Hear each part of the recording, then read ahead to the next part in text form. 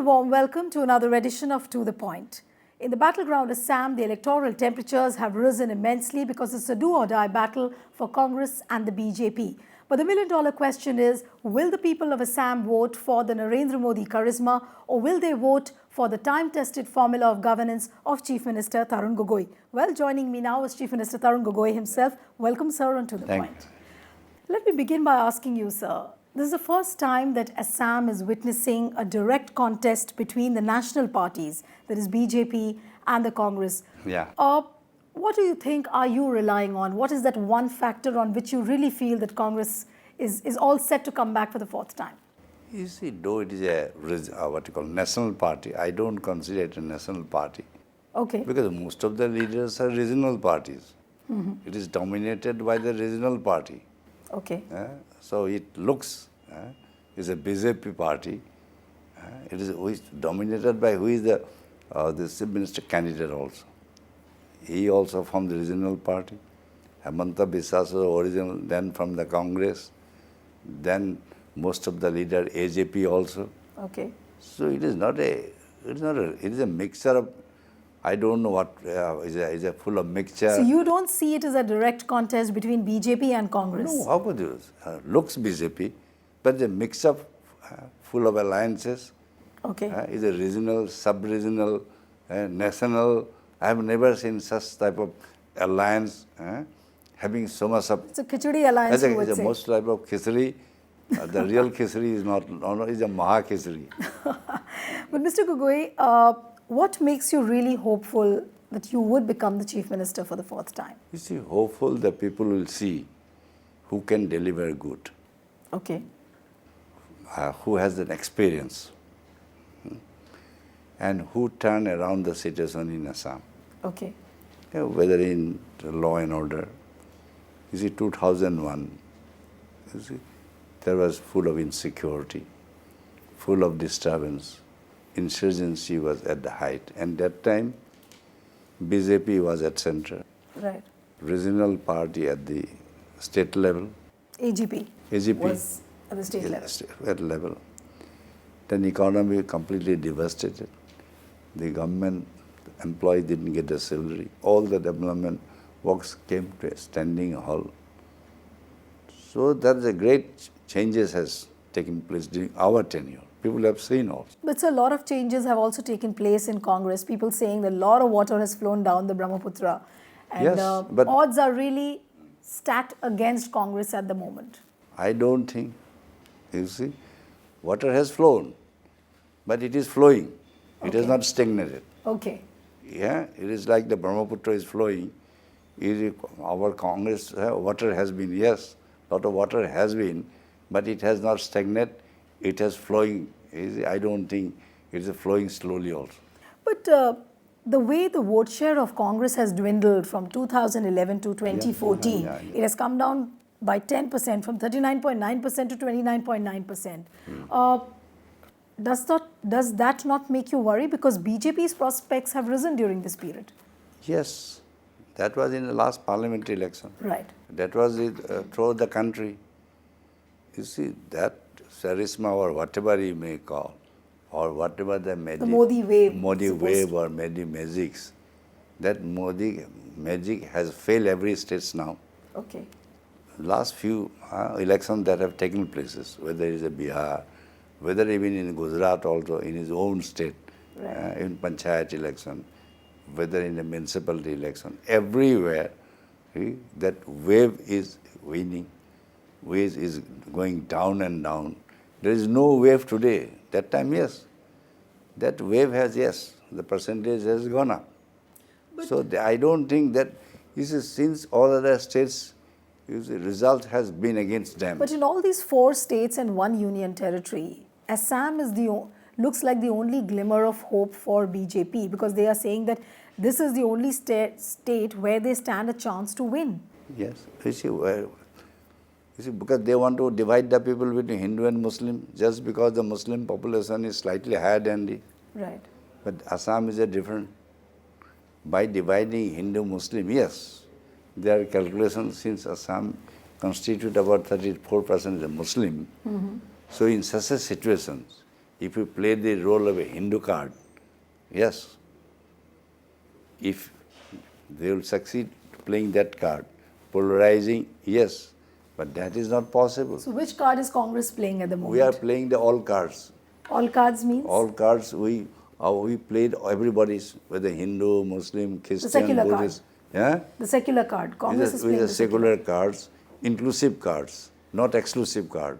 You see, though they have been talking of inclusive, though they have been talking of sabka saath, sabka vikas, our philosophy is sabka saath.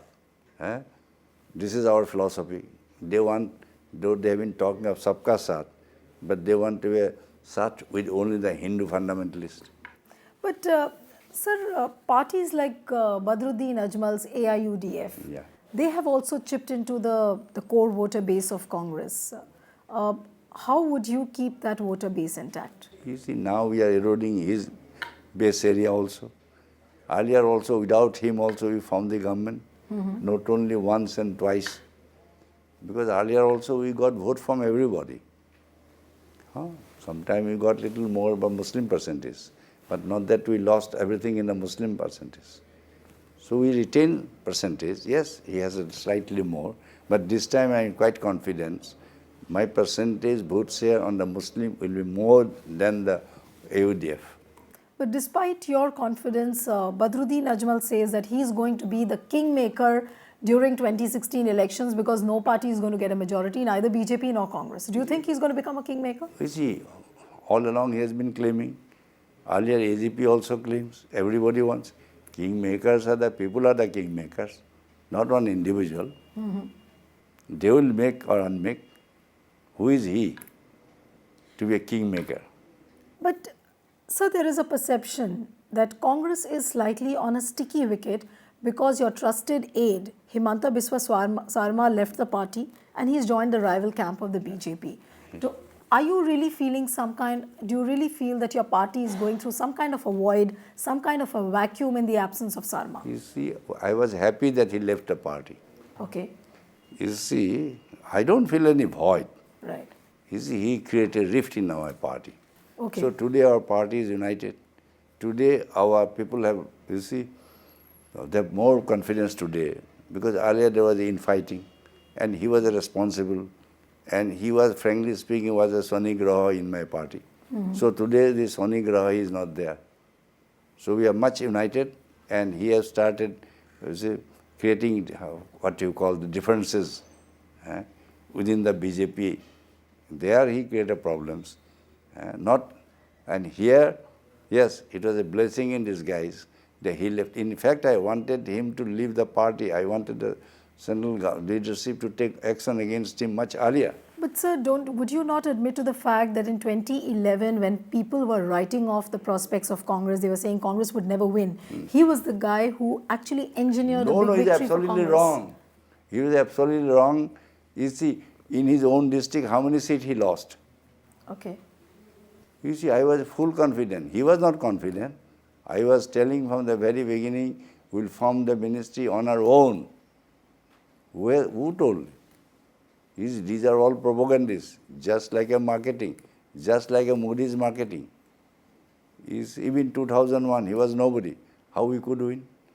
And he was with me 2014. Why we lost so badly? 2014 is a 2014 parliamentary election. He was the most critical to Modi. He says a Gujarat pipe, blood of the Muslim flows. He himself told. He found Muslim blood in the pipeline, drinking pipeline in Gujarat. So he was so critical. And he was with me. Why we lost? He had also been accusing you of the fact that you were promoting dynasty politics because you had sidestepped him for your son Tarun Gogoi. How would you really respond to those kind of allegations? He's absolutely wrong. You see, question of state, you see, first he wanted to be a chief minister. Right. Before my son joined in the politics. Before, he was not in politics. He was absolutely out of the politics. So, who can promote anybody? You see? And how he can be a chief minister or my successor without any experience? First, he must have an experience.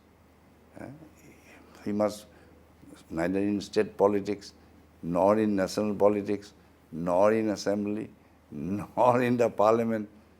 So, who can promote him?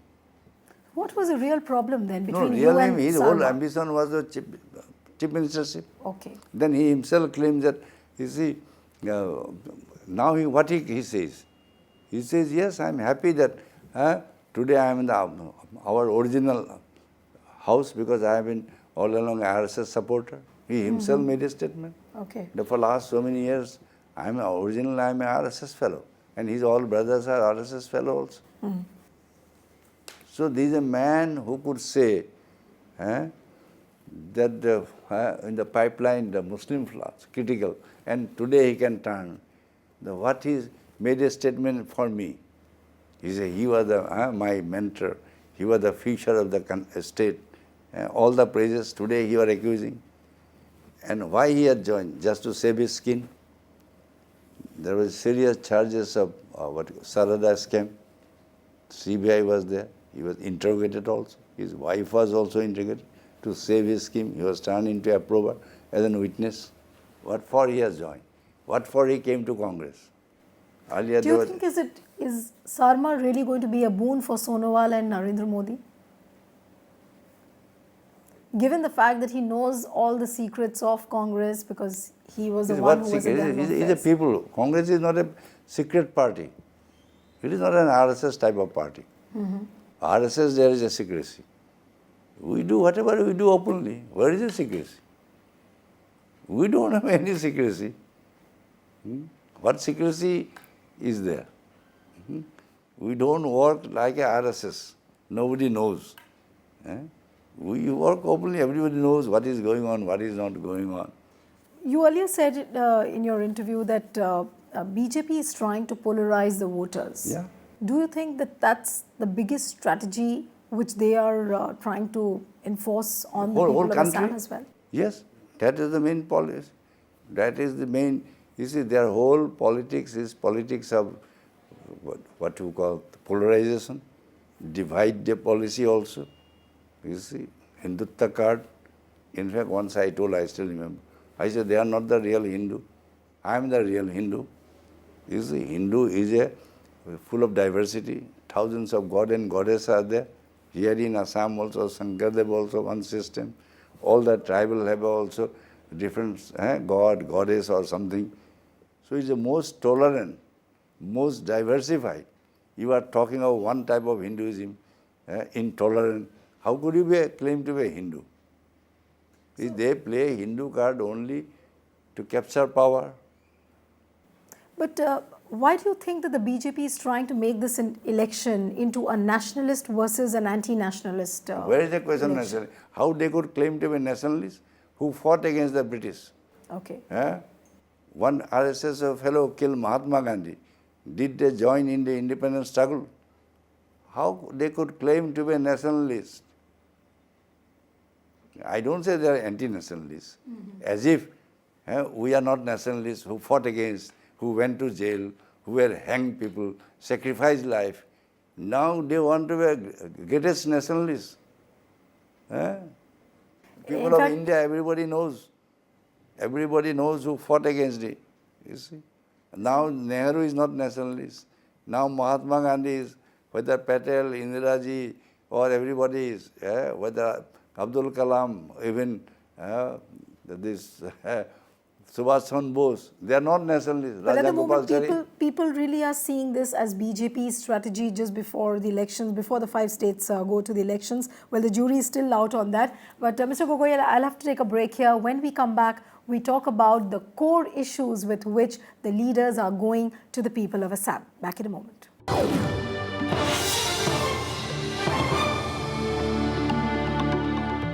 Welcome back. You're watching To The Point with Chief Minister of Assam, Mr. Tarun Gogoi. Mr. Gogoi, if I were to ask you, what is that one issue with which you're really going to the people of Assam and asking the vote for?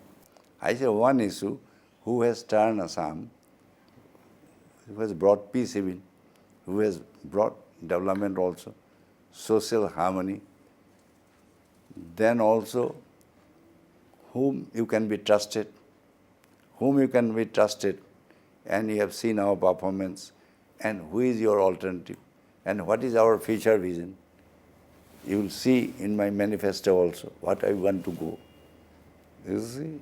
So, not only that, today the mindset of the people of Assam has been changed. Mindset of the young people have changed also. This is also greatest success according to me. But BJP's chief ministerial candidate, Mr. Sarbinder Sonowal, he says that this time elections in Assam is not about roti, kapda or makan, but it is about the Assamese identity which has got lost somewhere. It is I who preserved Assamese identity. You see, it is they who didn't fight for identity of Assam. You see, you can see all my speeches in Parliament, how I fought for this. Assamese identity is going to be lost if RSS is allowed to pollute the Assamese culture. This is my. I say RSS culture, they are going to pollute the Assamese culture. But sir, is it not true that the indigenous Assamese population has really dwindled to a large extent, and it's only the migrant Bangladeshi population which is dominating? It's not dominating. I don't see dominating. Yeah, there are some. You see, that's not today's case. It's a 100 years case. It's not during my tenure. You see, migrants has been there. Whether Hindu migrants, whether Muslim migrants may be more. You see, yeah, large number of people, migrants are there. You see, that time they were in India. They were part of India. Migrants are there, no doubt about it.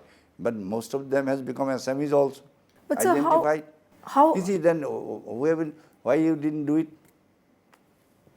You see, can you deport them? Or can you send them back? Our case is how to embarrass them, how to make them Assamese society larger. That way you can also solve the problem. What was the Assam Accord? You see, why did you not sign? Because humanitarian ground we allow certain section of people to stay in Assam on humanitarian ground, knowing well that they were not Indian citizen. Knowing well Assam Accord was signed, that these people, they came, they have been living for. So on humanitarian ground, they have been given citizenship. But sir, what is the reason that your government has been in power for the last 3 terms? Yeah. And this migrant population problem has been there for quite many decades. But the way Upendra Hazarika's commission has pointed out that the Bangladeshi migrant lobby is so struck down into the roots of These are Assam. wrong. His report is wrong. But he says that they are not only passport holders, but they can contest elections as well. If they're Indian citizen, why not? And if they're Indian citizen, who is responsible? It is an election commission who has prepared the voter list. Who prepared the voter list? It's not the government of Assam or it's an independent body. Mm-hmm. Not that only just because of passport. Who can get the passport? If they're Indian citizen, if they're voters, who are responsible? But sir, how do you really see this problem settled now? That's why we have gone for the NRC. Because passions are getting flared up, especially before elections. These are always every election. Then I have seen from 80s, not 80s, just before, for 30 years we have been seeing. And they forget also. Mm-hmm. You see, Modi himself also made a statement that if you come to power, from 17 May they will pack up. Why have we not packed up anyone single? Why Modi has not identified central government? Modi means a single foreigners, illegal migrants. Why? And why they have not discussed with my government? The matter is so serious. And who was the Assam Accord minister? Hemanta Biswa Sarma was the Assam Accord. He himself today made so much of it. Hemanta Biswa Sarma was the Assam Accord minister. It is his job to implement. Why he didn't do it? Why he? You see? So every election, before. Then again forgets. More than 30, 40 years. So you see Sonowal and BJP are raking up the Bangladeshi migrant issue just to polarize the voters. That's what you're pointing. You see, he was earlier MP also. How many times he raised in Parliament? How many times Sonowal raised this issue? Not a single time. Not a single. If the issue is so serious, why you didn't discuss it? Why Sonowal didn't discuss this when he was an MP also? Why he didn't raise it? I have my doubt. Never he has raised. Occasionally I don't know how many times. Who has prevented him to make a discussion seriously with the government of India? Why? Did he take any initiative? So just because election they are raking up sentimental issue, they always play the role of a sentimental in order to exploit the sentiment to get the votes. But sir, time and again you have said that Assam is a state which is very different in terms of issues and concerns. Yeah. Recently we have seen the fallout of the JNU controversy, Yes. what happened at Jawaharlal Nehru Yeah. University. Do you think that that issue has resonance in a state like Assam? It has some impact. Okay. Assam How do you see that? You see, Assam is not also, is a part of India also. It's not that it's not a part of India. You see, JNU issue is not an individual issue. Right. We look into as a fundamental right of free speech. Right. Right to give an dissenting voice. JNU issue is we are also concerned about. This issue of intolerance, issue of violating the fundamental rights of freedom of speech granted by the Constitution. Everybody has a right to criticize. Everybody has a right to dissent. Here also in my university, they are criticizing me. They burned my effigy. Should I expel them? I don't give any instruction to the Vice Chancellor. Don't allow this group. Don't allow this group. Don't allow this group. I don't play that role. Every time I have been criticized.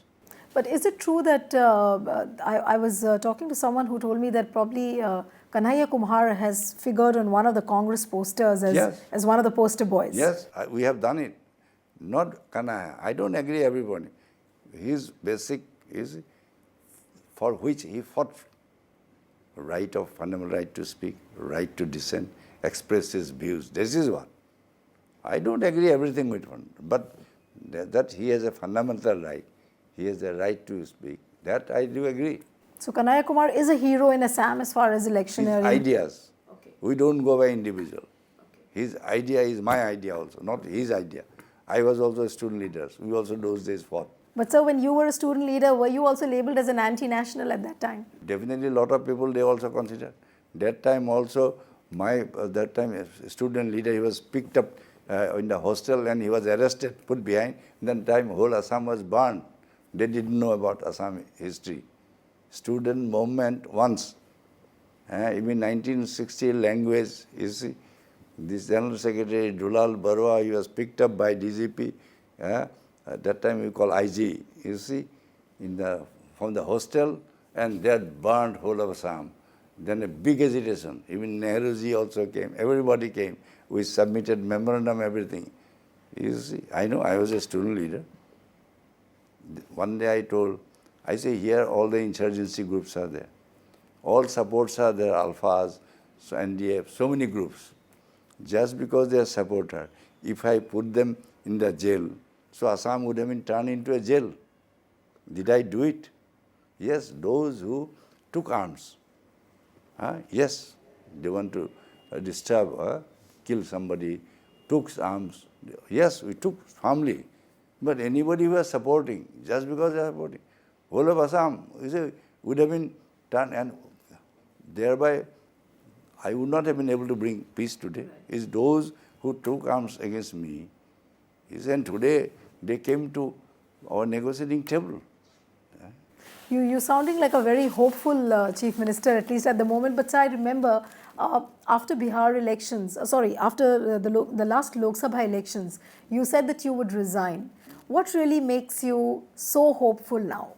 The situation has changed. Okay. Now we have seen the Moody's magics. has not, has not been successful. His medicine also found to be spurious. Okay. And it has found spurious in other states, not in Assam. And we'll prove also it is magic or medicine is spurious in the election that is going to take place next month. But sir, there was another point on which I wanted to ask you. After Bihar elections, you were a strong proponent of a Mahagathbandhan, of a grand alliance. Are we really going to see some kind of a grand alliance in Assam? I don't want. You see, the grand alliance was there in 2001. Okay. AGP was there, BJP was then BPF was there. So we failed it. Okay. That time also I was not talked about grand alliance. I was talking of grand understanding, Maha understanding between all the party. Okay. So they fight against them, but fight against BJP. Okay. That was my idea, but it didn't click or didn't. So which means that we are really going to see Chief Minister Tarun Gogoi becoming a CM again for the 4th time. Yeah, because I've been projected, not that I want to be. Of course, it depends upon the people of Assam. Right. They are my master. They are the kingmakers, not individual A, B, C, D. I don't consider anybody as an... I consider every voter of Assam, you see, they are my kingmakers. Yes, I do feel, I do have a confidence. They have a complete trust in me. But sir, as far as other states are concerned, like Uttarakhand, Punjab, the campaign manager, Prashant Kishore, is working big time, on the campaign strategies. But we were hearing that probably he's going to come to Assam and assist you also. But we're not seeing his presence at all. Yeah, he's not present here. That's no doubt. What is the reason for that? Reason I don't know. But we are capable enough. Without him also we are going to win. Okay. Wish you all the best, Mr. Gogoi. Thank you so much. Thank you. So that's it on this episode of To The Point. See you next time with another personality. Goodbye and thanks for watching.